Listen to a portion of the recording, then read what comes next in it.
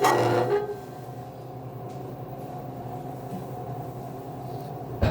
सा है मोटर? 30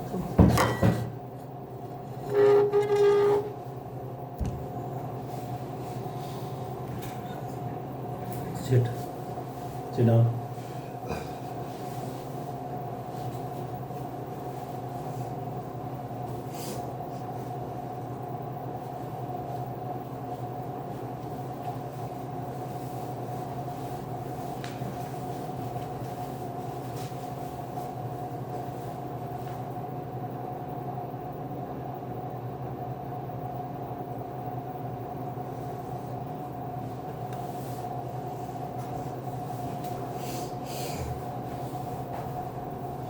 चलिए ड्राफ्टिंग सेटिंग आज कंप्लीट करेंगे।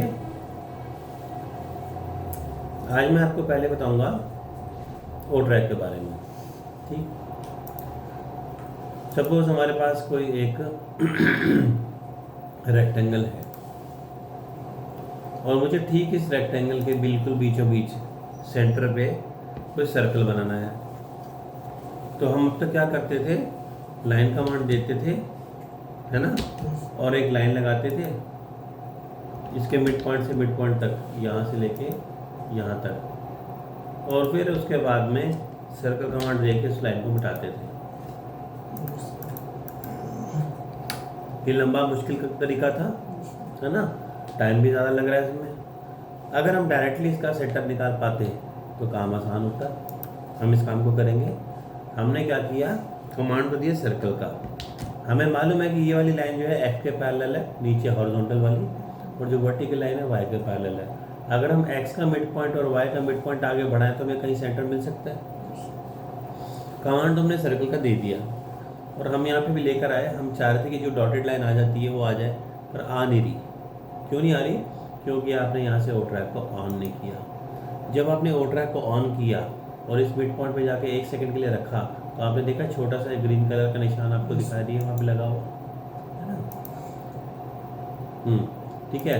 तो अब आप देखो कि इस पॉइंट को लगाने के बाद आपको यहाँ से ट्रैकिंग लाइन दिखाई दे रही है। इसको ट्रैकिंग लाइन कहते हैं।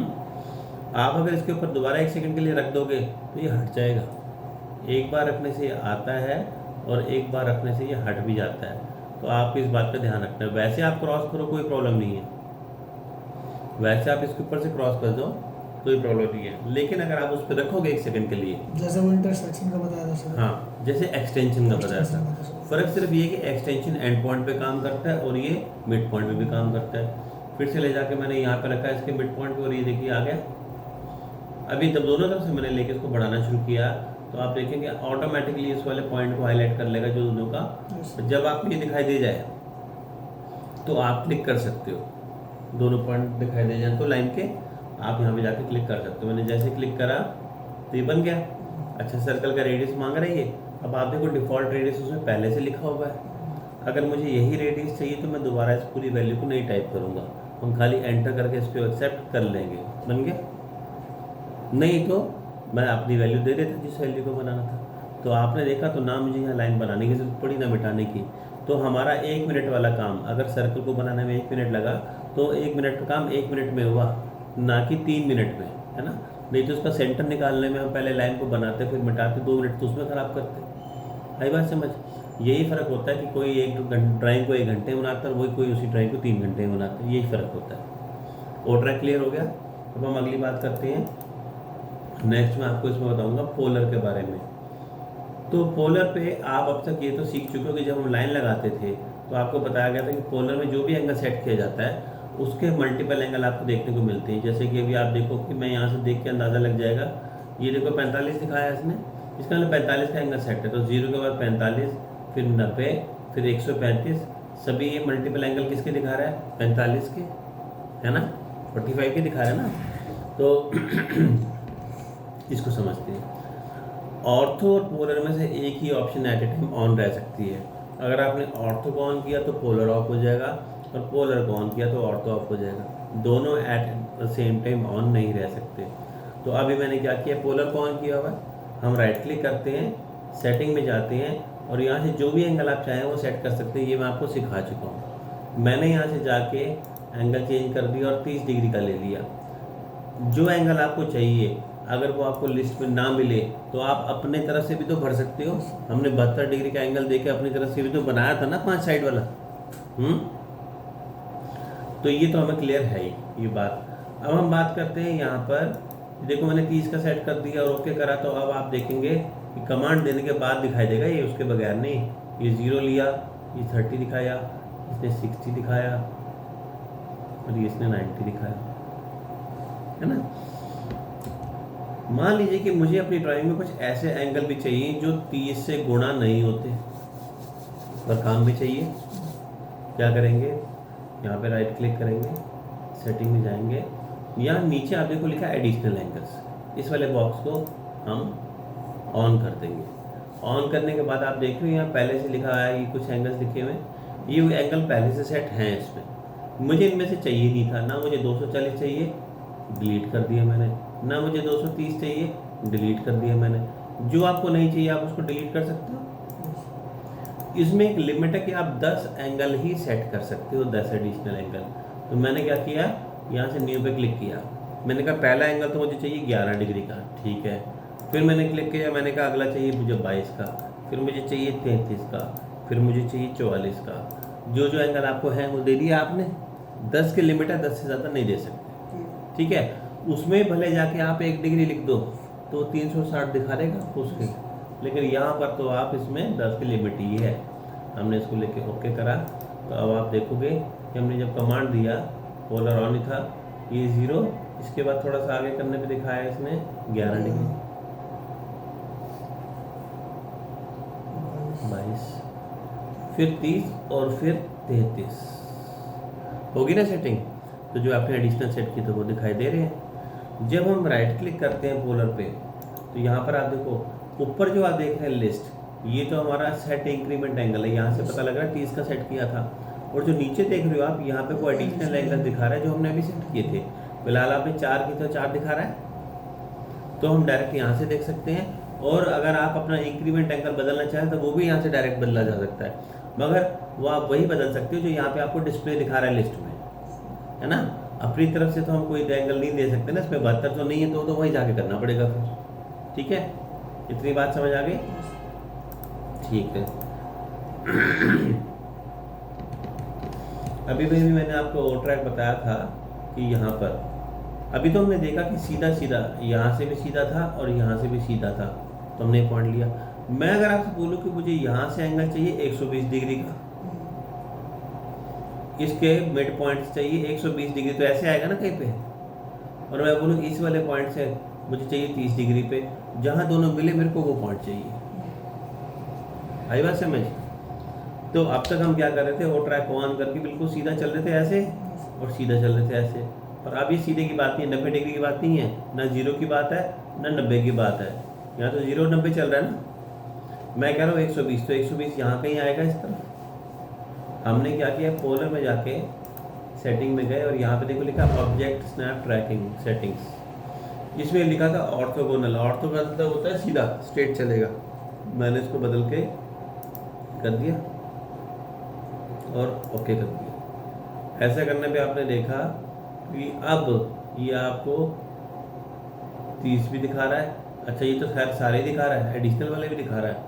मैं तो सीधा 120 पे ले आता हूँ इसको, ये आ गया 120 और ये आ गया यहाँ से मान लो 44 था और ये यहाँ पे 33 था और यहाँ पे 30 था, आ गया। ये पॉइंट मैं चाह रहा था मुझे मिल रहा है, ये पॉइंट मैं चाह रहा था मुझे मिल रहा है 120 इधर से और वो, समझ आ गई बात। तो मैंने यहाँ पे क्लिक कर दिया और मुझे पॉइंट ये वाला मिल गया, ठीक है। इस तरह से वो सेटिंग करके हम इसको ले सकते हैं। जब भी हम आइसोमेट्रिक ड्राइंग में काम करते हैं, तो इस बात का ध्यान रहे कि आपको काम करते समय हमेशा एक तो पोलर का एंगल 30 डिग्री पे रखना है सेट, ये बात का ध्यान रहे। और दूसरी बात इस बात का ध्यान रहे कि जो सेटिंग है हमारी इसमें दूसरे नंबर की ऑल पोलर एंगल सेटिंग्स, ऐसा करने से आप आइसोमेट्रिक में भी सेंटर पॉइंट निकाल पाओगे, जैसे मैंने आपको इसमें करके दिखाया है ना। जैसे आइसोमेट्रिक के फेस का सेंटर पॉइंट हमें निकालना होता है, तो उसको मैं इस तरीके से निकालती हूँ।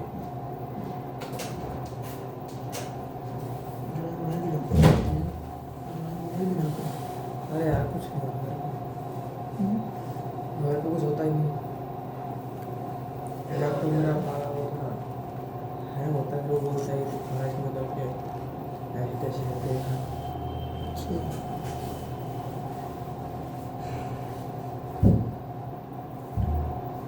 क्या काम किया बताइए कितना है काम छोड़ दो क्या करो क्या बोलो। मैं तो कह दीजिए मैं छोड़ दूँ, बोले छोड़ दे तेरी मर्जी, हमने कौन सा कहा था कुछ ज़्यादा नहीं किया। हमारा तू ही कह रहा बचा। जब हम आइसोमेट्रिक में कुछ बनाते थे तो अब तक तो उसमें लाइन लगा के उसके सेंटर निकालते थे ना। अब ये तरीका सीख लिया तो जैसी लाइन आपको 90 डिग्री पे दिखाई दे रही है वैसे 30 डिग्री पे मिलेगी दोनों तरफ से, और सेंटर ऑफ द फेस आप निकाल पाओगे। क्लियर है?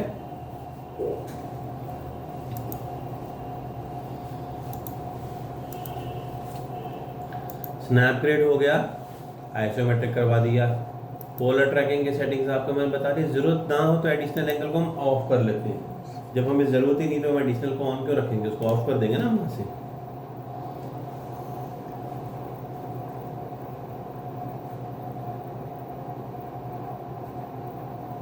और नॉर्मली काम करते समय नॉर्मल काम करते समय हम इसको फर्स्ट ऑप्शन पे रखते हैं, ट्रैक ऑर्थो पे। ठीक है?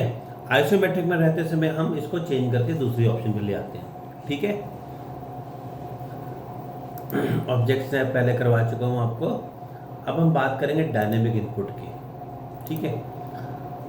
होता क्या है कि जब आप काम करते हैं तो आपको ये बताया गया कि आपको हमेशा कमांड लाइन पे नीचे ध्यान रखना चाहिए कि ऑटोकैड आपसे क्या पूछ रहा है, हमें उसको क्या बताना है। और ड्राइंग पे तो ध्यान रखना ही पड़ेगा, काम कैसे होगा उसके बगैर। पर अक्सर ऐसा होता है कि हमारा ध्यान नीचे ही रह जाता है, हम कमांड लाइन पढ़ते रह जाते हैं और ऊपर हम कुछ गलत पॉइंट्स लिख कर बैठते हैं, या हम ऊपर ही देखते रह जाते हैं और नीचे पढ़ते ही नहीं है, इग्नोर हो जाता है नीचे। दोनों तरफ एक साथ ध्यान रखना थोड़ा सा मुश्किल काम है। ऐसे में हमारे पास ऑप्शन जो है, ये देखिए मैंने इसको डिलीट कर दिया। अगर कुछ ऐसा हो मिल रहा है हमें जिसमें कि जो कुछ नीचे कमांड पे आता है अगर डायरेक्ट वो हमें स्क्रीन पे दिखाई देने लगे तो काम हमारे लिए आसान हो जाएगा। ये काम हम कर सकते हैं। कैसे? आपने जाके यहाँ से डायनेमिक को ऑन कर देना है। जब मैंने डायनेमिक को ऑन करा तो आप देख सकते हैं जो कमांड लाइन पे लिखा हुआ आया लाइन स्पेसिफाई फर्स्ट पॉइंट, तो वहाँ पे भी वो दिखा रहा है फर्स्ट पॉइंट। इसे हम कहते हैं कमांड प्रॉम्प्ट। ठीक है? तो जो भी हमें दिखाई दे रहा है वो प्रॉम्प्ट वहाँ पे भी दिखाई दे रहा है। उसके साथ सेकंड नंबर पे आप जो देख रहे हो, जो कोऑर्डिनेट्स आपको नीचे यहाँ दिखाई दे रहे हैं वही कोऑर्डिनेट्स आपको डिस्प्ले में ऊपर भी दिखाई दे रहे हैं। इसे हम कहते हैं पॉइंटर इनपुट। ये पॉइंटर इनपुट भी दिखा रहा है। ठीक है जी? और तीसरा, जब हमने इस पर क्लिक कर दिया तो क्लिक करने के बाद आप देख रहे हैं कि ये हमें एक एंगल भी दिखा रहा है और साथ में लेंथ भी दिखा रहा है। जब हम पोलर पे होते हैं तो वो आपको स्पेसिफिक एंगल दिखाता है ना, 30 का, 60 का, 90 का। ये थोड़ी कि हर एक एंगल दिखाता है 1-1 डिग्री का। पर यहाँ पर आपको 1-1 डिग्री का एंगल देखने को मिल रहा है, क्योंकि यहाँ पे एक ऑप्शन ऑन है जिसका नाम है डायमेंशन। तो डायमेंशन ऑप्शन ऑन है, डायनेमिक की वजह से ऐसा दिखा रहा है आपको। ये देखिए। तो इसका फ़ायदा क्या है? अगर मुझे कोई ड्राइंग बनानी है और मुझे बहुत फास्ट बनानी है, सिंगल लाइन की ड्राइंग है, हमारे पास टाइम बिल्कुल नहीं है और बनानी है लेकिन एक्यूरेट भी बनानी है। अब हम प्रॉपर वैल्यू देकर बनाएंगे तो टाइम तो लगेगा। इसमें क्या है, अब जैसे आप देखो कि मेरे को 118 की लाइन चाहिए थी और उसका एंगल 37 का दिया हुआ था। लाइन 118 की है, उसके आगे जो वैल्यू आ रही है यहाँ पे हमारे कोई फ़र्क नहीं पड़ रहा उससे, क्योंकि हमें 118 ही बताया था। उसके आगे तो हमें बोला भी नहीं गया, तो ऑटोकैड जो इतने एक्यूरेट जाता है। तो आप क्लिक कर दो, फिर से देखो ये लगाया, ये एंगल आ गया, ये आगे डिस्टेंस आ गया, 72 का था मैंने। तो आप ये देखो, मुझे जो जो ड्राइंग के अंदर में डायमेंशन दी गई थी मैंने वो डायमेंशन को फॉलो कर रहा हूँ, वही एंगल फॉलो कर रहा हूँ और फटाफट क्लिक करते करते भी, मतलब ऐसे क्लिक करते भी एक्यूरेट ड्राइंग बना रहा हूँ, है ना। ऐसे क्लिक करके भी मैं ऐसे एक्यूरेट ड्राइंग ही तो बन रही है। जो मुझे चाहिए मैं उसी हिसाब से ले रहा हूँ। मुझे 105 चाहिए था 134 डिग्री पे, मैंने इसको बदल दिया। मेरे को चाहिए था 140 पे, तो 140 पे ले लो आप, है ना। जो आप सेट करना चाहो इसमें आप वैसा उसको सेट करके कर सकते हो। ये देखिए,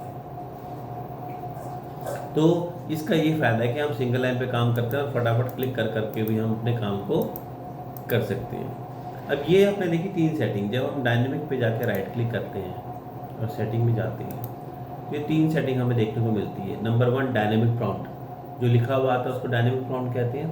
अगर मैंने इस ऑप्शन को हटा दिया और ओके कर दिया तो आप देखेंगे कि हमने कमांड दिया, पॉइंटर इनपुट तो आ रही है, कोऑर्डिनेट्स तो दिखा रहा है और डायमेंशन भी दिखा रहा है, मगर वो आना बंद हो गया ना, प्रॉम्प्ट आना बंद हो गया जो पहले लिखा आ रहा था नीचे। ठीक है, उसी तरीके से अगर मैंने यहाँ पे जाके डायनेमिक पे सेटिंग में गए और अगर मैंने यहाँ से पॉइंटर इनपुट को भी हटा दिया, ये पॉइंटर इनपुट थी ना, यस सर, तो अब आप जब कमांड दोगे तो ना तो प्रॉम्प्ट आया ना इनपुट आई, हाँ बस डायमेंशन दिखा रहा है। यस, और अगर आपने डायमेंशन वाली ऑप्शन को भी हटा दिया अगर आपने डायनेमिक पे जाके इस ऑप्शन को भी हटा दिया तो क्या होगा, डायनेमिक ऑफ ही हो जाएगा, क्योंकि कुल मिला के 3 सेटिंग उसमें थी।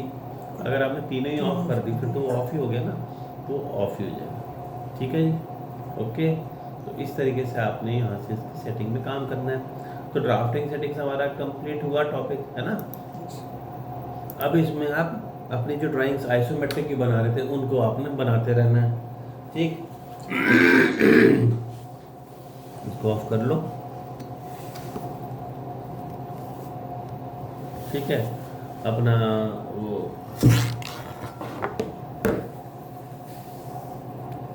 ये आप पकड़ो इसको,